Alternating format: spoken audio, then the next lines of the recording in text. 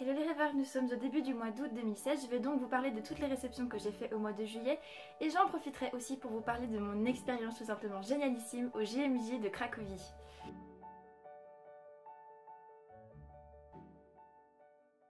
Alors voilà, oui, j'ai décidé cette fois-ci de vous parler des JMJ puisque ça a été mon expérience phare, on va dire, de l'année. J'ai passé 2 semaines extraordinaires là-bas à Cracovie et je vais vous expliquer tout ça un petit peu plus en détail. Bon allez, petit cours de rattrapage. Qu'est-ce que c'est que les JMJ? Alors les JMJ, ce sont les Journées mondiales de la jeunesse. Ce sont des journées, environ une semaine, durant lesquelles le pape nous invite, nous les jeunes, donc généralement c'est entre 16 et 35 ans au maximum, il nous invite en fait à passer une semaine à faire le festival de la jeunesse, à nous retrouver pour des cérémonies comme le chemin de croix, la cérémonie d'ouverture, la cérémonie de clôture et la veillée tous ensemble durant le dernier week-end. Alors nous allons là-bas pour fêter notre foi, pour partager tous ensemble avec différents pays et on se retrouve tous dans la même ville et cette année c'était Cracovie. Le système est un petit peu comme les JO en fait, à la fin de chaque édition une nouvelle ville est désignée. Une fois sur deux c'est en Europe. Voilà, cette fois-ci c'était Cracovie. Et nous nous sommes retrouvés le dernier week-end à 2,5 millions de jeunes. Donc je vous laisse imaginer le foutoir que c'était, mais comme c'était génial. Pourquoi j'ai envie de vous en parler? Tout simplement parce qu'en fait, cet événement, j'avais déjà fait celle de Madrid, ça avait été une expérience tout simplement folle. J'avais rencontré des tonnes de gens et j'avais une grosse explosion au niveau de ma foi, c'était super au niveau spirituel. Et là en fait j'ai vécu ça de manière autre puisque j'ai accompagné en fait deux garçons handicapés, chacun avec leur spécificité et je l'ai vécu de manière totalement différente puisque j'ai vécu une union avec les autres jeunes qui nous ont filé des coups de main, qui nous ont intégrés, qui nous ont voilà, enfin on a vécu avec notre groupe une immense fraternité et on a vécu des galères pas possibles et quand je vous parle de galères, je vous imaginez que le dernier jour en fait on a marché 11 km sous la pluie. Donc sous les ponchos qui étaient tous de la même couleur, donc jaune, bleu ou rouge. Et après on a dû monter dans le bus et faire 24 heures de bus. Donc voilà, mais on a fait ça avec une immense joie et un immense partage dans le cœur, une foi immense. Et je pense pouvoir dire que chaque personne qui est partie dans notre diocèse au JMJ s'est retrouvée complètement transformée et possède un feu maintenant qui est tout simplement génial. Et voilà, enfin vous voyez, moi j'en parle, j'ai une banane pas possible et je suis juste tellement heureuse. Et je voulais en profiter aussi pour vous présenter quelques petits objets que j'ai pris là-bas pour vous parler un petit peu des JMJ tout ça et parce que j'ai trouvé une nouvelle mascotte pour le blog en partant à Cracovie. Avant ça, il faut savoir en fait que notre séjour ne s'est pas passé seulement à Cracovie. Nous avons passé déjà une nuit à Prague, nous avons passé 3 nuits à Cracovie avant que les JMJ commencent vraiment. Et à la suite de ça, nous avons eu une semaine en famille dans un diocèse. On va dire que c'est un département différent qui c'était le diocèse de Wrocław, pardon. Et dans la ville de Bjek. Donc nous avons passé une semaine avec des familles tout simplement adorables. Nous étions 6 pour ma part dans notre famille à être accueillis chez eux et ça a été une grande expérience fraternelle. On se comprenait pas très bien parce que je parle pas le polonais et qui parlait pas très bien l'anglais. Et la deuxième semaine, nous avons été cette fois-ci aussi logés en famille alors que nous étions plutôt habitués à des gymnases pour ce qui est de la semaine des JMJ. Donc voilà, ça a été une expérience très très riche humainement aussi. Bon, je tenais quand même à vous montrer un ou deux objets qu'on a eu. Alors par exemple, il y a eu cette belle écharpe.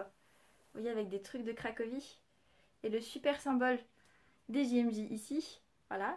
Donc SDM en polonais, c'est les Journées mondiales de la jeunesse. Et ensuite, je vous présente la nouvelle mascotte.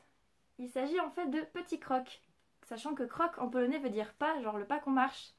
Et j'ai trouvé ça super mignon, surtout que Petit Croc se transforme aussi en coussin, donc vous risquez beaucoup de voir sur Instagram et sur Facebook des photos de Petit Croc avec Mouchou et avec le livre que je suis en train de lire. Et enfin, je voulais quand même vous montrer un ou deux trucs, une ou deux images que j'ai récupérées là-bas. Alors, une des premières qu'on a reçues, il s'agit en fait de la Sainte Vierge, donc la Vierge Noire de Częstochowa. Donc je sais pas, enfin, moi je la trouve un peu flippante, mais en fait il y a une très très grande douceur et puis elle accorde beaucoup de grâce à cette Vierge.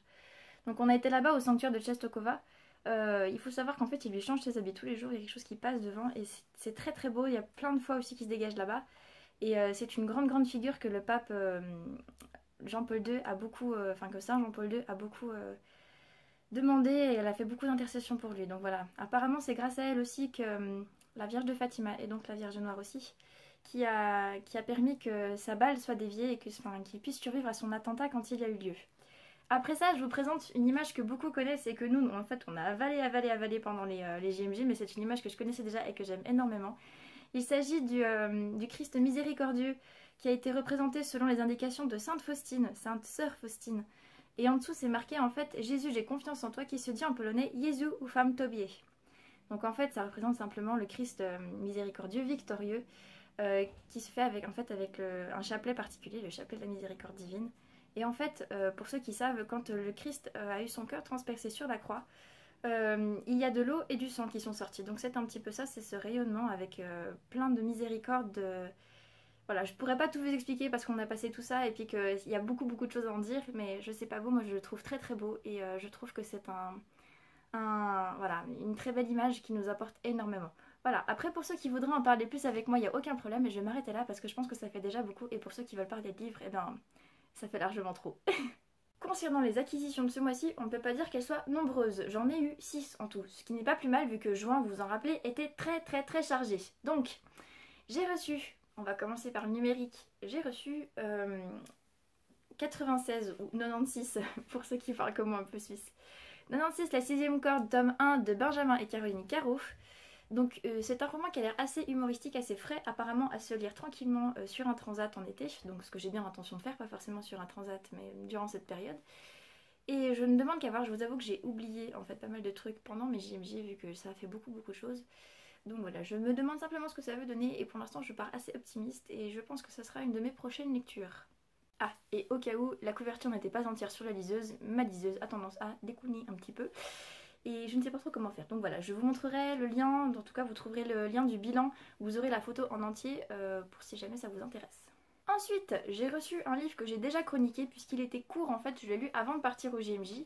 Il s'agit de Superglue pour cœur brisé. Histoire presque vraie de chagrin d'amour à consommer quand on vient de se faire plaquer, patati patata, de Julie Gredd, dans la collection Témoignages et documents de la collection La Boîte à Pandore, enfin de la maison d'édition, pardon, La Boîte à Pandore. Voilà, je reprends doucement pied, excusez-moi, je bafouille un petit peu. Alors, en fait, oui, c'est en fait un peu l'histoire de tout le monde, une fille qui vient de se faire plaquer, voilà, et puis il y a Superglue qui va arriver, une espèce de fantôme, et qui va lui présenter en fait plusieurs histoires, une douzaine, il me semble, une dizaine, d'histoires d'amour plus ou moins vraies, comme genre Twilight ou Roméo et Juliette, voilà, ce sont des choses qu'on connaît des contes, ou alors des histoires avec Serge Gainsbourg par exemple, qui sont vraies, pour lui permettre de tirer des leçons, des enseignements par rapport à son cœur brisé, et pour voir ce qu'elle devrait faire maintenant pour aider à se relever. Ce sont des histoires assez belles, plus ou moins connues, et voilà, c'est assez sympa à lire, je vous avoue que ça flirte un petit peu entre la pièce de théâtre et autre chose, on ne sait pas trop vraiment. Le ton est assez frais, les histoires assez sympas, la narration plutôt cool. Donc voilà, j'ai trouvé ça plutôt sympa, mais je vous en reparlerai plus avant dans le bilan. J'ai déjà pas mal parlé maintenant, mais voilà, c'est un petit roman qui sort un petit peu du cadre, mais voilà. J'ai reçu aussi un livre que j'ai déjà chroniqué puisqu'il s'agissait d'un service presse.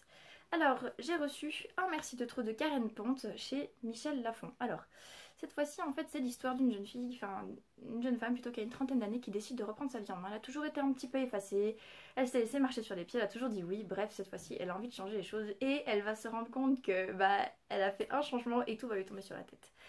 C'est une histoire très jolie, je dirais pas plus, je vous en parlerai plus dans le bilan, mais c'est un petit roman très frais qui peut se lire à toute période de l'année.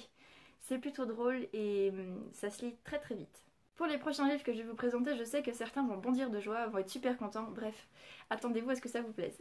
J'ai reçu grâce au blog Les Petits Mots de Saï Fiel, coucou Saï. J'ai reçu le livret IRL de Agnès Marouf aux éditions Gulfstream, collection électrogène. Alors, comme vous voyez, voilà, il est tout rose, tout beau. J'ai beaucoup entendu parler de ce livre qui apparemment est super bien. Alors, c'est pas trop un thème qui me parle beaucoup parce que in real life, enfin, IRL ça veut dire in real life. Donc, en fait, c'est le fait de se rendre compte qu'on est dans un jeu vidéo et voilà, qu'on est un peu coincé dedans. Je vous avoue que je connais pas trop cet univers-là, mais que je ne demande qu'à découvrir, surtout que je n'ai encore jamais lu de bouquin d'Agnès Marot et que ça a l'air pourtant très intéressant. Donc on verra bien ce que ça donne, mais pour l'instant, encore une fois, je pars assez optimiste. Je pars toujours très optimiste avec les bouquins qui sont dans ma palle, vous le savez bien. Donc voilà. C'est moi où je parle très vite aujourd'hui. Bref, on va essayer de ralentir la cadence. Voilà, il est super beau et j'ai très envie de le lire, mais j'ai encore pas mal de trucs à descendre dans ma palle avant de pouvoir m'y attaquer. Ensuite, France Loisir m'a finalement rappelé de manière assez assidue que je n'avais pas encore fait mon achat pour le trimestre, alors du coup il a fallu que j'aille me rendre à France Loisir.